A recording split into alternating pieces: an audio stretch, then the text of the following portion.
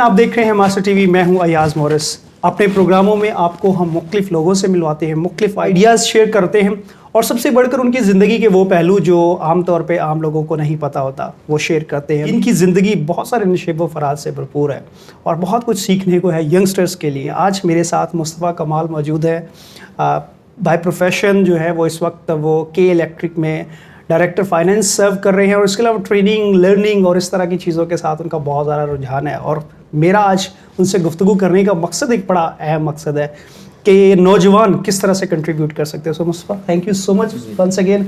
I know कि आपकी बहुत सारी मसरूफियात हैं, लेकिन उसके बावजूद आपने वक्त दिया, थैंक यू सो मच। आपने ये फ़ैसला क्यों लिया कि आप जो है वो इस इलेक्शन में हिस्सा लेंगे, और उसके बारे में भी हम बात करेंगे, लेकिन सबसे पहले मैं ये जानना चाह रहा हूँ ये ICAP है क्या?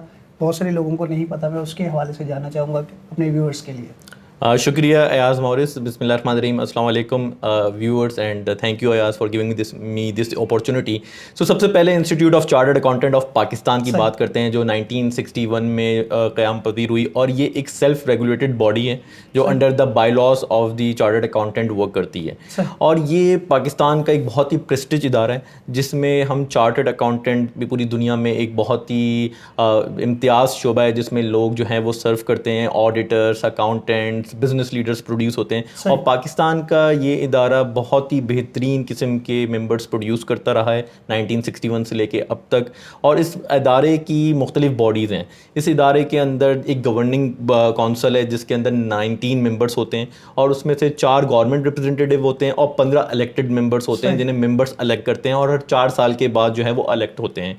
और ये जो मरहला होता है इलेक्शन का, इसमें 15 की हमारी मुख्तलिफ डिवीजन्स हैं जिसमें हमारे जो हैं वो 8 मेंबर्स साउथ जोन ए के हैं, 5 मेंबर्स नॉर्थ जोन ए के हैं, एक मेंबर हमारा जो है वो साउथ और नॉर्थ जोन बी का होता है। तो ये 15 लोगों की इलेक्टेड काउंसिल होती है जो मेन गवर्निंग बॉडी है। उसके अंडर फिर डिफरेंट शोबेज और डिफरेंट जो है रीजनल कमेटीज़ वर्क कर रही होती हैं। तो ये एक पूरा गवर्निंग स्ट्रक्चर है जो बहुत बड़े मेंबरशिप बेस को जो है मैनेज कर रहा होता है, स्टूडेंट्स को मैनेज कर रहा होता है। अभी हमारी जो मेंबरशिप बेस है वो तकरीबन 9000 के लगभग है, और हम जो है वो पूरी दुनिया में पहचाने जाते हैं अपने अकाउंटेंट की वजह से अकाउंटेंसी फील्ड के अंदर। सही, बहुत ज़बरदस्त। अच्छा, मैं ये जानना चाहूँगा क्योंकि मुझे जहाँ तक आइडिया है, जो मैं है जितना आपके बारे में थोड़ा बहुत जाना, कि आपका लर्निंग की तरफ, डेवलपमेंट की तरफ, ट्रेनिंग की तरफ रुझान था, और आपने जो है एकदम से फ़ैसला लिया कि आप इस इलेक्शन में जो है वो कंटेस्ट करेंगे।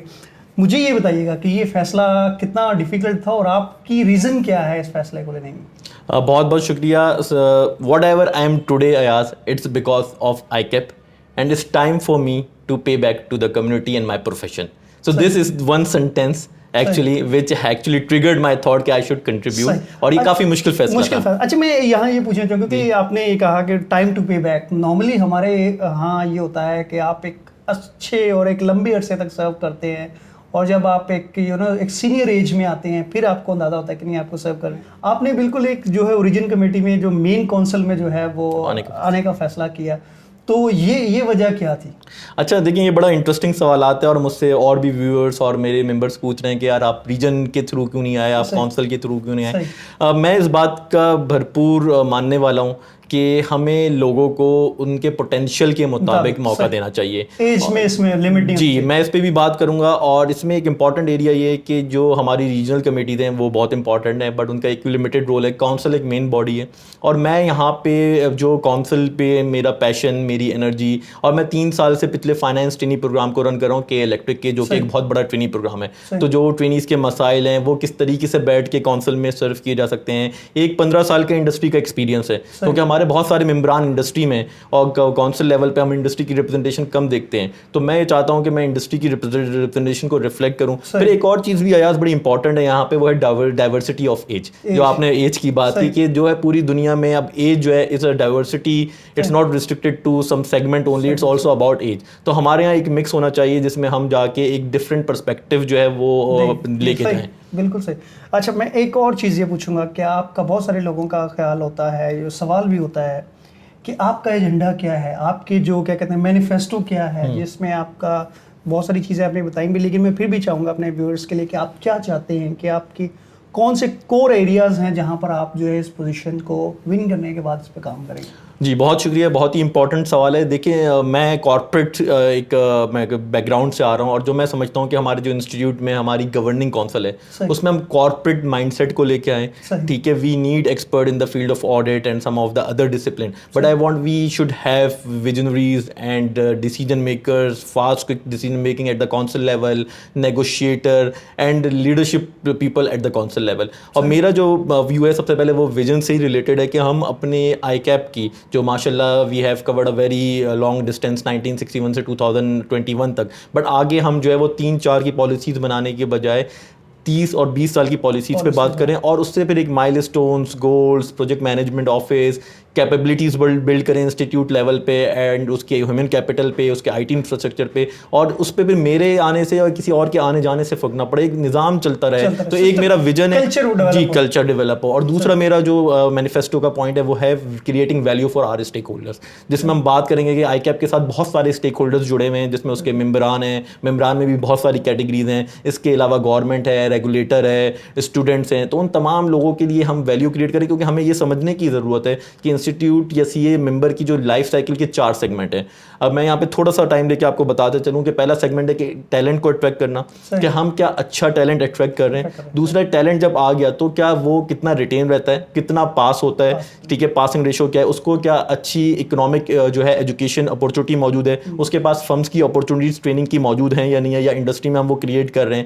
تیسرا سیگمنٹ ہے جس پوائنٹ پہ وہ پاس ہوا, اس پاس ہونے پہ اس کے لیے جاب اپورچونیٹیز موجود ہیں, یہ تیسرا سیگمنٹ ہے. اور چوتھا سیگمنٹ ہے جب وہ انڈسٹری یا اپنی پریکٹیکل لائف میں آ گیا, اس سے انسٹیٹیوٹ کی کنیکٹیوٹی کتنی ہے. تو میرا ماننا یہ ہے کہ ہمیں ویلیو کریٹ کرنی ہے across the life cycle of the C A segment اور سیگمنٹس. صحیح مصطفیٰ, کیونکہ بہت سارے ینگسٹرز ہیں عام طور پہ ہمارے ہاں, وہ یہ سمجھتے ہیں کہ وہ ان کی ابھی ایج نہیں ہے.